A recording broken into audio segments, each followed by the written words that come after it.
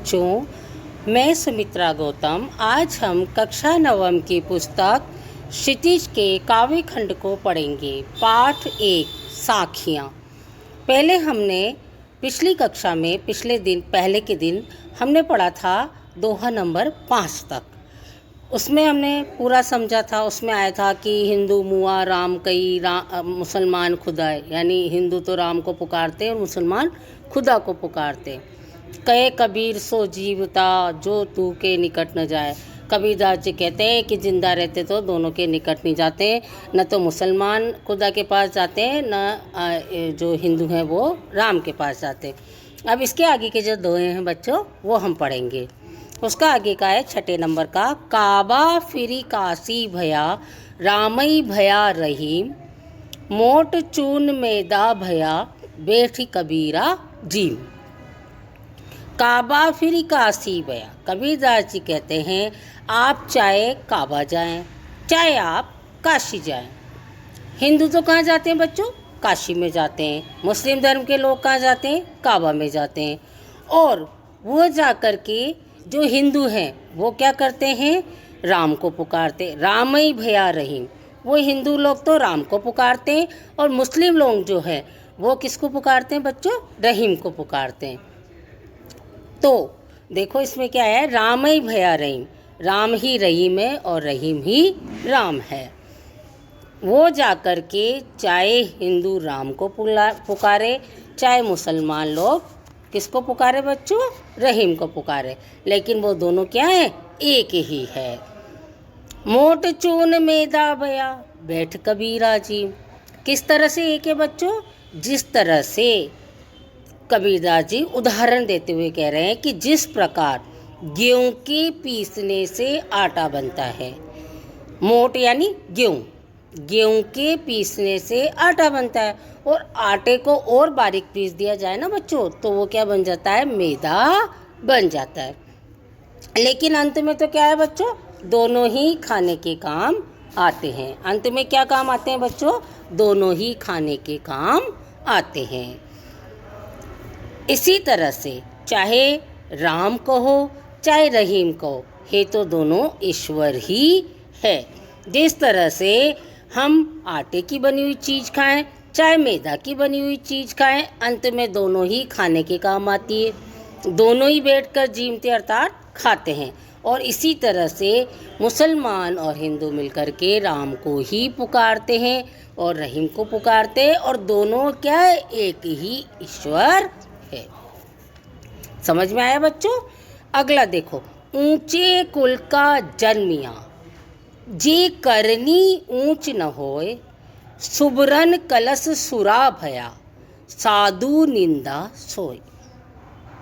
सुबरन कलश सुरा भया। सुरा का अर्थ क्या आता है इसमें? शराब। तो देखो, ऊंचे कुल का जन्मिया। कबीरदास जी कह रहे हैं जिस प्रकार ऊंचे कुल में जन्म लेने से कोई इंसान अच्छा नहीं बन जाता। बच्चों, कोई भी ऊंचे कुल में जन्म ले ले, लेकिन उससे इंसान बड़ा नहीं बन सकता। बड़ा बनने के लिए क्या करना पड़ता है? उसको अच्छे कर्म करने पड़ते हैं। अच्छी करनी पड़ती है। करनी यानी कर्म। ऊंचे कुल का जन्मिया जे करनी ऊंची न होए। ऊंचे कुल में जन्म ले लो, लेकिन कर्म अच्छे मत करो, कर्म अच्छे न हो तो वो अच्छा व्यक्ति नहीं कहला सकता। इसी तरह से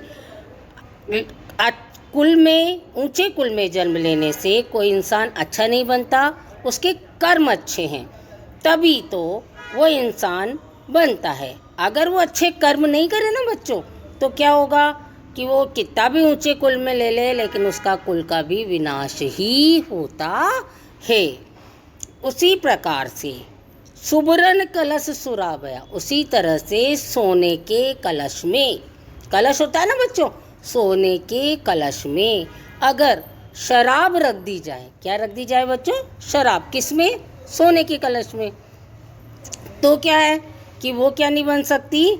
वो कभी भी अमृत नहीं बन सकती। सोने का कलश है, उसमें हमने शराब भर दी, अब वो तो कितना ही सोने का है, लेकिन वो शराब ही रहेगी, वो अमृत नहीं बन सकती। अर्थात बुरी वस्तु बुरी ही रहती है, कर्म अच्छे होना चाहिए। हमें कर्मों पर ध्यान देना चाहिए बच्चों। हमें किस पे ध्यान देना चाहिए? कर्मों पर ध्यान देना चाहिए। अच्छे व्यक्ति की भी निंदा हो जाती है अगर कर्म बुरे हों। साधु निंदा सोए, साधु है वो, सज्जन है, लेकिन उसकी भी निंदा हो जाएगी। कैसे? अगर वो कर्म अच्छे नहीं करेगा। अब आगे का पढ़ेंगे हम बच्चों, शब्द। अगले का नाम क्या है? शब्द। कवि के, इसमें भी इसके कवि कौन है? कबीरदास जी। कवि कह रहे हैं, क्या कह रहे हैं? मोको कहाँ ढूंढे बंदे, मैं तो तेरे पास में, नामे देवल नामे मस्जिद, ना काबे कैलाश में। कवि कहते हैं कि मनुष्य ईश्वर को हर स्थान पर ढूंढता है। कोई मंदिर में जाके ढूंढता है, कोई मस्जिद में ढूंढता है, कोई धार्मिक स्थल धर्म यात्रा करने जाते हैं वहाँ काबे में ढूंढता है, कोई कैलाश में ढूंढता है। तो कबीरदास जी क्या कह रहे हैं? ना मैं देवल, ना तो मैं मंदिर में हूँ, देवल का अर्थ है मंदिर, ना मैं मस्जिद, ना मैं मस्जिद में हूँ, ना काबे कैलाश में, ना मैं काबा में हूँ और ना मैं कैलाश में हूँ, ना तो कोने क्रियाक्रम में, नहीं मैं किसी क्रियाक्रम में हूँ। अर्थात ये जो पूजा पाठ होते हैं ना, दिखावा है। मन से ईश्वर को 2 मिनट याद कर लो।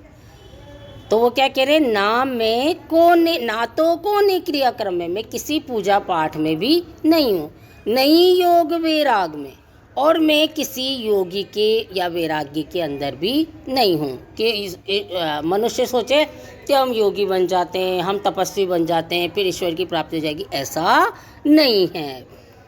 खोजी होए तो तुरते मिलियो, अगर आपको मुझे खोजना है, ईश्वर कह रहे, अगर आपको ईश्वर को खोजना है पल भर की तलाश में, तो खोजी होए तो तुरते मिलियो, तुरंत मिल जाएंगे। कब? पल भर की तलाश में, थोड़ी सी देर की तलाश में, पल भर की तलाश में आपको ईश्वर मिल जाएंगे। कहे कबीर सुनो भई साधो, सब सांसों की सांस में। कबीरदास जी कह रहे हैं, हे सज्जनों सुनो, मैं जो कह रहा हूँ, क्या कह रहे हैं कबीरदास जी? कि ईश्वर सब सांसों की सांस में, हर व्यक्ति जो सांस लेता है ना, उसमें ईश्वर निवास करता है। जब ईश्वर ही हमारी सांस के साथ निवास कर रहा है तो ईश्वर हमारे अंदर है, तो हम उसे हर स्थान पर नहीं ढूंढे। धन्यवाद बच्चों।